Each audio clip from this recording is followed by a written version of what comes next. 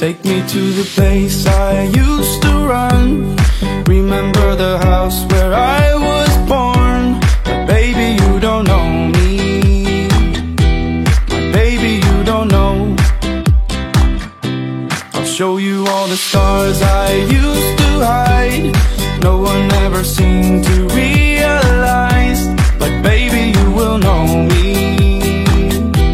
My baby, you will know.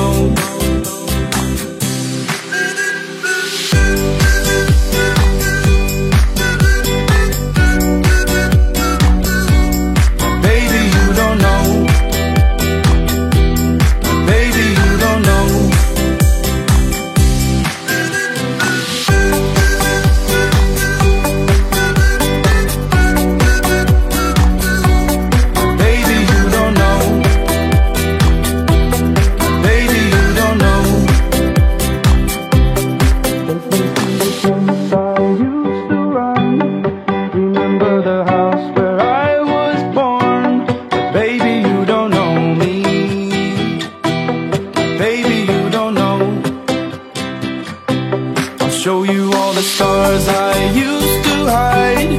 No one ever seemed to realize. But baby, you will know me.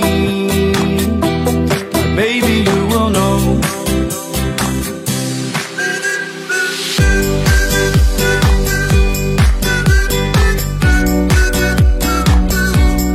Baby, you don't know.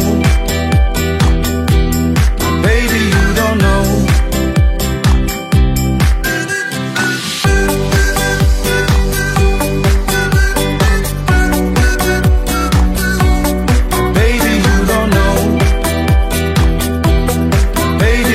know.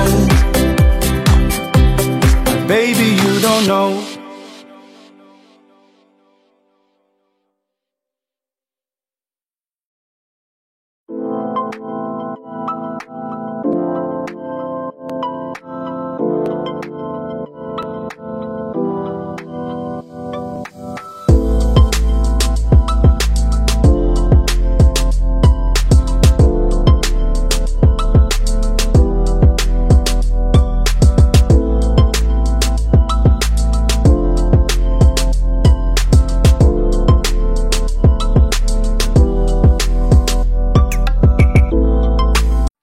Hello, xin chào các bạn.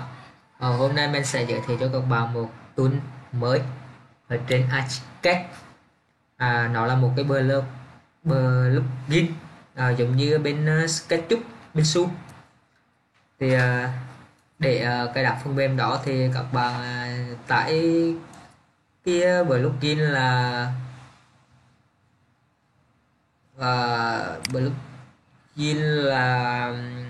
Paramo. Thì đường lên tải mình sẽ bỏ ở dưới video. Thì cách cài đặt của nó thì rất chỉ là đơn giản. Sau khi là các bạn tải cái plugin nó về thì các bạn copy nó này, các bạn copy rồi sau đó các bạn vào Odyssey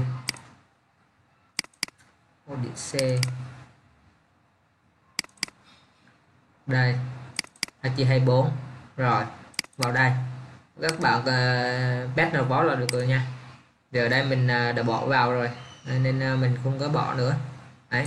Các bạn bỏ xong rồi các bạn mở Archicad lên thì nó sẽ nằm ở chỗ này rồi. Ở đây thì mình chỉ giới thiệu qua để cho các bạn cài đặt thôi. Còn về những cái phần sau bên trong của nó thì mình sẽ có một cái buổi hướng dẫn cho các bạn sau về những cái công cụ ở trong này để tạo một cái object theo ý muốn của mình. Và cái object này nó có thể hiệu chỉnh được về các cái thông số, vật liệu, vân vân.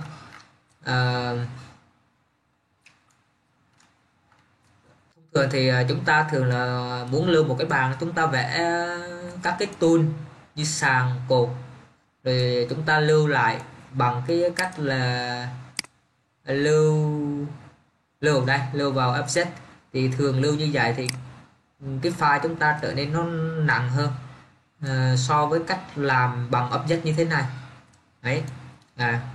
Chào các bạn nha, bữa sau mình sẽ giới thiệu cho các bạn các cái công cụ để thiết lập ra cái bảng và các cái vật dụng khác nha.